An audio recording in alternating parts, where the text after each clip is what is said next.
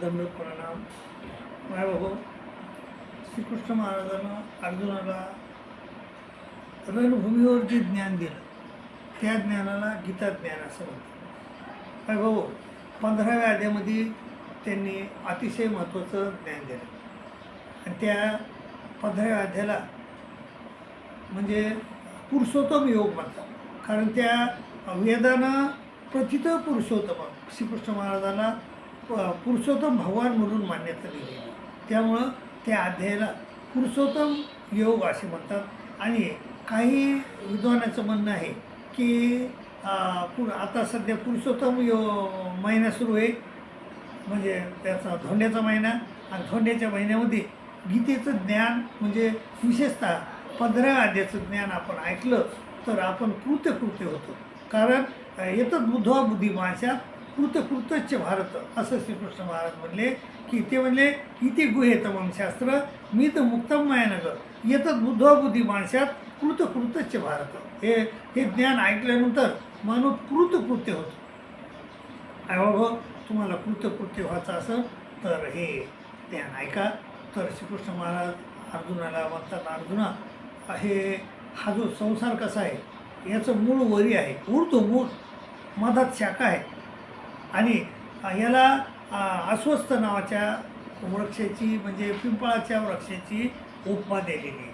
याला ऊर्ध्व मूल वर मूळ आहे, मधशाख अस्वस्थम प्राहुरयम छंदांशी यस्य पर्णानी. याचे छंद हे याचे पानं आहेत, वेदाचे छंद याचे पानं आहेत. छंदांशी यस्त पर्वानी आणि यस्तम वेद सवेद. याला जो जाणतो त्याला 4 वेदाचा ज्ञानी असे म्हणतात, सवेदविद म्हणतात. बाबा, हा प्रपंच एवढा अवघड आहे समजायला, एवढा दुस्तर आहे की तो काही लोकांना समजतो पण उमजत नाही, काही लोकांना उमजतो पण समजत नाही. बाबा, अशी गोष्ट ह्या प्रपंचाचे मग याला नारद होता, एवढा विद्वान होता, पण त्याला देखील हा प्रपंच समजला नाही. आणि तो पत्नी करण्याच्या मागं लागला आणि नारदाचा नारदी झाला. म्हणजे त्याला प्रपंच समजला नाही.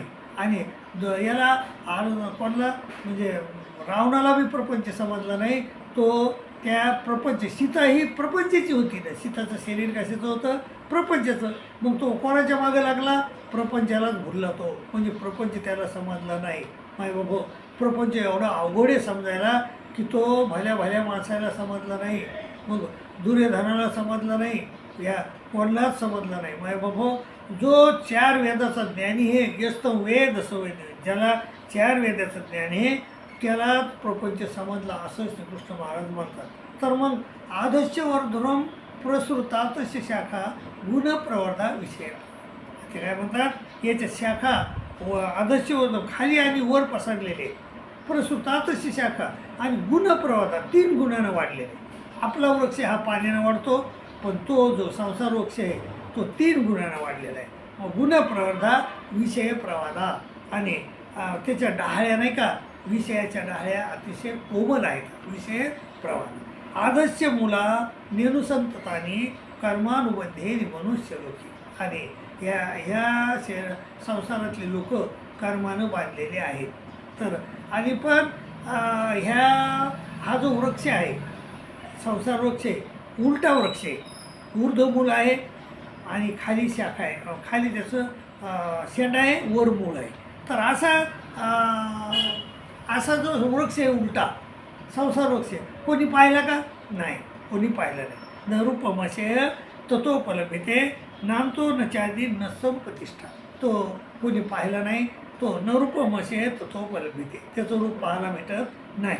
आणि त्याचा आधी माहीत नाही आपल्याला आणि अंतही माहीत नाही. नामतो न चादीर न संप्रतिष्ठा अस्वस्थमेनं सुदृढमूल मसंग शिस्त्रेन दृढेन चित्वा. म्हणजे असा जो पिंपळाचा वृक्ष आहे तो दृढ झाला आहे, त्याच्या मुळ्या अस्वस्थमेनं सुदृढ मुळं म्हणजे दृढ झालेल्या मुळा अनासक्तीरूपी शस्त्रानं आपल्याला छेदून टाकायचं. एरवी कोणत्या दुसरं शस्त्र चालत नाही, त्याला अनासक्तीरूपी शस्त्र त्याला छेदायला पाहिजे. तर त्या शस्त्रानं मत्संग शस्त्रेनं दृढेनं चित्वा आणि आणि मग छेदून काय करायचं आहे, त्या मुळ्या छेदून आपल्याला परमेश्वराचं धाम कुठं आहे हे शोधून काढायचं. तत पदम तत् परिमाणितयम यस्मिन गतेनं निवर्तन्ति भुवे. आणि पुन्हा असं धाम शोधून काढायचं परमेश्वराचं की पुन्हा तिथून आपल्याला वापस येण्याची गरज पडली न पाहिजे. ह्या नसोड संसारात, ह्या दुःखरूप संसारामध्ये, ह्या 184च्या यवनेच्या दुःखामध्ये सुटून आपल्याला परमेश्वराच्या प्राप्ती करून घेण्यासाठी हा घ्यायची आणि अनासक्तरूपी शास्त्रानं याची मुळं छेदायचे आणि ते परमेश्वराचं मूळ शोधायचं आपल्याला, त्याचं रूप शोधायचं आहे आणि तिथं जायचं आहे की तिथं गेल्यानंतर आपल्याला पुन्हा ह्या संसारात येण्याची गरज पडली नाही पाहिजे. तथा पदार्थ परिमाणतयम यस्मिन गतानं निवर्तन्ति भूमी. पुन्हा तिथून येण्याची गरज नाही पडली पाहिजे. तमेव चाद्यम पुरुषं प्रबध्ये येत प्रवृत्ती पुरस्ता पुराणी. मग तिथं झाला मग काय पाहिजे ते परमेश्वराच्या धामाला जायचं आहे आपल्याला. तर ते धाम कसं आहे? ते धाम असं आहे, न तर भास आहे ते सूर्य न शशांको न पाव. त्या धाम असं आहे परमेश्वराचं की त्या धामाला सूर्याच्या प्रकाशाची गरज नाही. न तर भास आहे ते सूर्य न शशांको न पावक. आणि तिथं शशांक म्हणजे चंद्राच्या शीतलतेची गरज नाही. तिथं ते धामाला गेल्यानं तो धाम कसं आहे? त्या धामाला सूर्य प्रकाशित करू शकत नाही, चंद्राच्या शीतलतेची गरज नाही. न तर भास आहे ते सूर्य न शशांको न पावक यद्गत्वा न निवर्तन्ते तद्धाम परमम. आणि मग ते धाम श्रीकृष्ण महाराजाचं धाम आहे, परमेश्वराचं धाम आहे. आणि जिथं यद्गत्वा न निवर्तन्ते तद्धाम परमम. आणि जिथं गेल्यावर पुन्हा वापस येण्याची गरज नाही, असं हे परमेश्वराचं धाम आहे. आणि मग ह्या धामाला कोण जाऊ शकतं आहे? तर त्याच्यामध्ये 6 सर्टिफिकेट आपल्याला जवळ पाहिजे. पाहिजे 6 प्रमाणपत्र आपल्याजवळ पाहिजे. पहिली गोष्ट निर्माण मोह, म्हणजे ह्या संसाराचा मोह आपल्याला सुटला पाहिजे. आसक्ती सुटली पाहिजे. निर्माण मोह जितसंग दोषा, आपले इंद्रिय आपल्या ताब्यात आले पाहिजे. जितसंग दोषा अध्यात्मनित्या, आपण नित्य परमेश्वराचं चिंतन केलं पाहिजे. परमेश्वराचं चिंतन केलं तरच ते धाम आपल्याला प्राप्त होऊ शकतं, नाही तर नाही होऊ शकत. जितसंग दोषा अध्यात्मनित्या, नित्य परमेश्वराचं चिंतन केलं पाहिजे. विनिवृत्त कामा, आणि कामातून विनिवृत्त झालं पाहिजे, काममुक्त झालं पाहिजे. द्वंद्वरे मुक्ता, द्वंद्वातून सुख दुःखाच्या द्वंद्वातून मुक्त झालं पाहिजे. कारण सुख दुःखे समे कृत्वा लाभालाभ जय जय ततो विधायज्य स्व तेवम पापमावशी. असं कृष्ण महाराजांनी सांगितले. सुख म्हणजे सुख दुःखे समे, सुख आणि दुःख समान माना. तर ह्या म्हणजे सुखाच्या दुःखाच्या द्वंद्वातून आपण सुखदुःख संज्ञेत मग असा गच्छंती मुळं आपण असा गच्छंती झाल्यामुळं आमूढ झालेला माणूस माझ्या प्राप्तीला येतो, असं श्रीकृष्ण महाराजांनी सांगितलं. मायबाबा, हे 6 गुण आपल्या ठिकाणी आले पाहिजे. आपण निर्वाण झालं पाहिजेत. जितसंग आपले इंद्रिय आपल्या ताब्यात आले पाहिजेत. जितसंग दोष झालं पाहिजेत. अध्यात्मनित्या नित्य परमेश्वराचं चिंतन केलं पाहिजे. कामातून विनिवृत्त झालं पाहिजे. द्वंद्वातून मुक्त झालं पाहिजे. आणि मग सुखदुःखाच्या पलीकडे गेलो पाहिजे. सुख दुःखे समे कृत्वा, दुःखे सोडून दुग्ने म्हणा, सुखे सोडून स्पृहा वितराग भय क्रोधा तिथं धीर मुलीचे. आपलं म्हणजे दुःखात दुःखित नाही, सुखात सुखी नाही झालं पाहिजे. असं आपली अवस्था झाली पाहिजे. तर आपण आमूढ झालो पाहिजे. आणि मूढ आहोत आपण आता.